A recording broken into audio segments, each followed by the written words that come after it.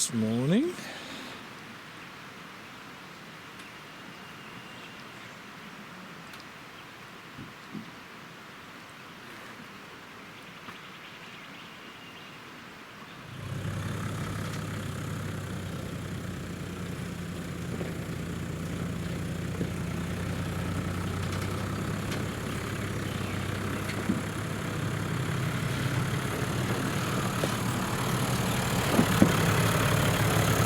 This week by a mechanic in Orange. Oh, but you don't live in Orange. Exactly, I didn't work on it. Ah, Caitlin does. shit. I did all the right things. Leaking a little bit. You have a new alternator though, that's something. Yeah, and a new radiator. And a little bit less coolant probably than you should have. Yeah, probably. It turned out that the radiator leak was caused by a loose hose clamp, and that was sorted quickly. Our next stop was Wonnangatta Station. It was regarded as the most remote station in Victoria when it was still operational. It is also the scene for the still unsolved Wonnangatta murders. We were very lucky to have it all to ourselves, with no other person in sight. Hello. I'll leave you with some drone images of this magnificent place.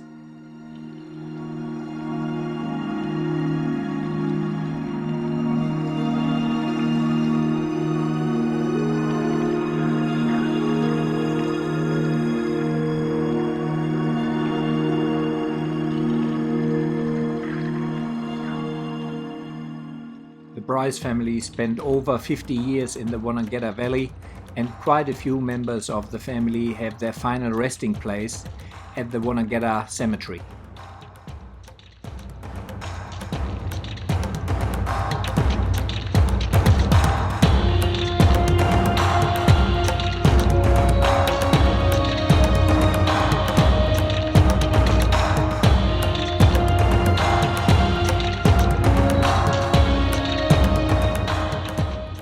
The next day we made our way towards the Talbotville Campground via Zeka Spur.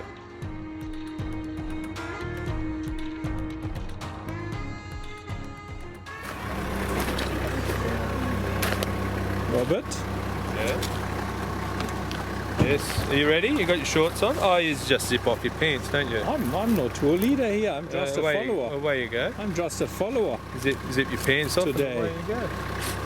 You can see scrape marks on the rocks out there where people have been hung up on their IFS.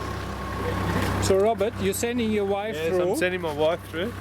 Wow. That's what you do. Is it? Yeah. Okay, oh good, learned something new. You're lacking your wife. God. Yeah. As we had a bit of rain the days before, it is prudent to wade the water and see how deep it really is. Oh.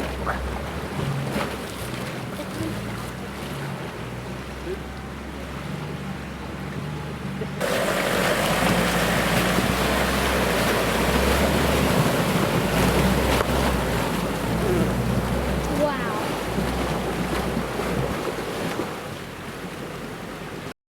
The way out of the Wonnangatta Valley via Zeka Spur has quite a few water crossings. It's good to keep that in mind if you stay down there after some heavy rainfalls, because at rivers obviously the water level can change fairly quickly. There are 6 different water crossings before you have to make a decision whether you take the Herne Spur out or the Wombat Spur.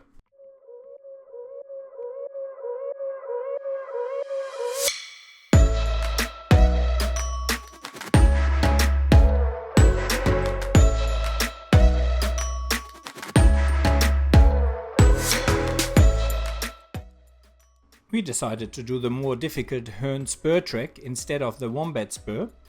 Herne Spur is a double black diamond track and one of the steepest tracks in the Victorian High Country. As usual, the video doesn't really do it justice, and Herne Spur you certainly should not attempt in the wet. I have the Mavic Air following me here, and it shows quite well how good the obstacle avoidance works. As a matter of fact, I was quite lucky that I didn't lose the drone here.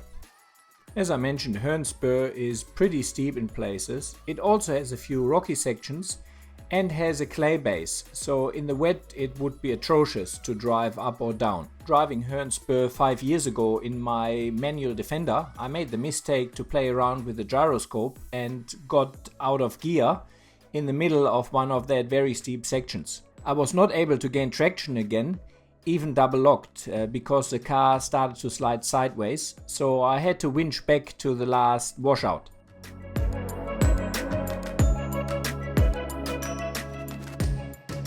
When we came to one of the steepest sections, which also had a fairly good rock shelf, we saw a Toyota Hilux with a broken CV standing on the right hand side. The tire pressure looked very high and we assume he tried to go up there with a lot of momentum, bounced up one of that rock steps, then came down and broke his CV. Certainly not a place where you want to leave your vehicle or do repairs. But I hope he got the car recovered and everything is good. After we made our way back down to Talbotville, we were planning to have a look at the Good Hope mine. The most of the group had enough of steep tracks, so Adam and myself decided to go up Collingwood Spur by ourselves. That is another double black diamond track with a pretty steep climb and some rocky and shaly sections. Collingwood Spur raises from 300 meters up to 1200 meters in a fairly short drive. We turned left at the top and entered then into Good Hope Spur Track. As it was getting late and the other guys did not find the entrance to Good Hope Spur, we abandoned our plan to get to the Good Hope mine and went on to the Grand Historic area. We decided to head on and camp at Italian Flat down at Dargo. Mark had a pretty interesting camp setup which I've never seen before. He pretty much converted the rear tray of his Toyota Hilux into a tent. This is the first time I used my Osmo gimbal, and it turns out that the audio is absolutely atrocious. The Italian Flat campground is not far from Dargo and I reckon it's pretty nice. It's right next to the river. However, after we arrived, the cicadas really started to hammering us. But nevertheless, nice little campground, swimming and a lot of grassy area.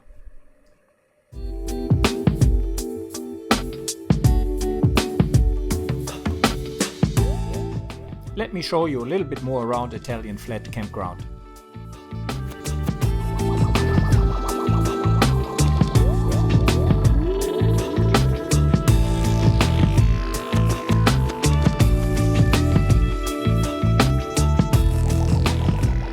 I also wanted to show you Jason's camp setup, which is a hammock. It looks pretty cool and comfy. I'm not sure whether it's really suitable for my size. Jason thinks it is, and I think that's something I have to test in the future. Traveling with my daughter this time, I had to adjust my camp setup. I had my usual stretcher tent and my daughter had Roman swag. This turned out pretty well. My daughter loved the swag and she could set it up and pack it back down except the final rolling, all by herself. The next morning we got up early, drove into Dargo, had a coffee, filled up fuel and then got ready to do Billy Goats Bluff. Not everyone was keen to do Billy Goat Bluff's trek, so the ladies stayed down and Mark also had a funny noise in his front CV, so he decided to stay down as well. This was my first trip with a new Slinky long travel suspension in the Victorian High Country. And I have to say I was thoroughly impressed. I did not use the lockers once on the whole trip and the suspension really managed everything with absolute ease. And I tried to take the harder lines on every track as far as that is possible because really there is nothing crazy hard. In most cases, having four wheels on the ground means you have traction. And the extra suspension travel the Slinky Long travel kit provides really showed its value here, because I hardly ever lost traction and as I said, no need then really to use lockers. However, flex by itself is not necessarily aiding traction.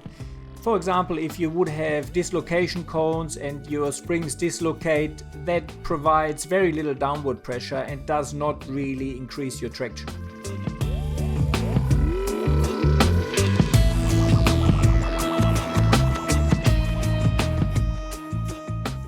The track was in pretty good condition and is really not too challenging.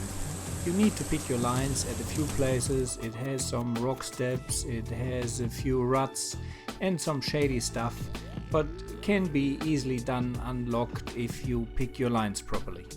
Once we reached the actual bluff, the clouds really came in and the pinnacles a little bit higher were completely covered in clouds.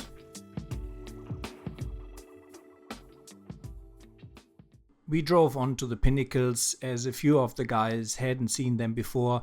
However, there was absolutely zero view, so we headed back down to reunite with the rest of the group who was chilling out next to the river. I heard of people who could not drive the actual bluff because they were too scared and they are afraid of heights. I'm also not a big fan of heights. But to be honest, driving Billy Goats Bluff, you would have to be incredibly stupid to have an accident there or go down the cliff edges.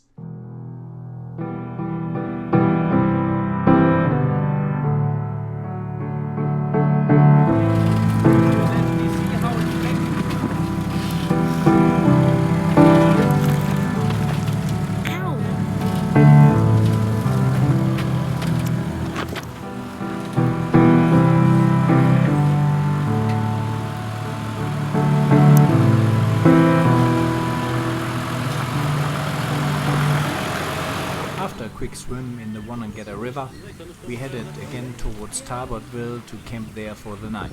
The Dargo Road towards Talbotville is interesting in sections and you certainly don't want to have oncoming traffic, for example with the trailer. So far it had been a pretty warm and beautiful day down in the valley. However, after we set up camp at Talbotville, these changed within an hour and some pretty dark cloud front pulled up. It started raining and pretty much wouldn't stop raining for the most of the night.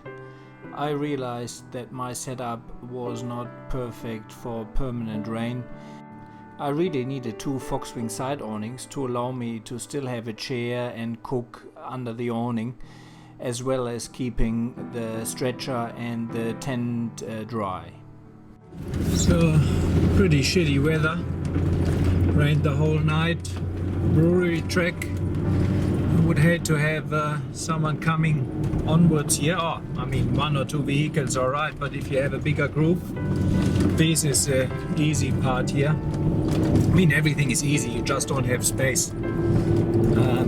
Yeah, we'll see. It looks pretty dark and cloudy all. Doesn't look like it's gonna be easing up anytime soon.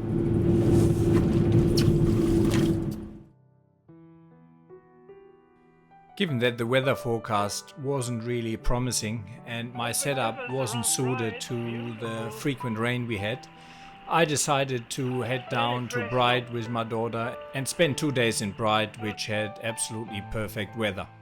Bright is one of the most picturesque towns I know and absolutely fantastic, especially for kids. They have a big water park right on the river.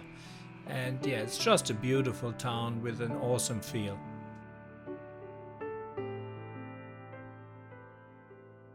Let me finish the video with some drone footage of Bright and the sunset. As always, thanks a lot for watching. If you enjoyed the video, please make sure you subscribe, like and maybe leave me a comment what your most favorite Victorian High Country adventure was.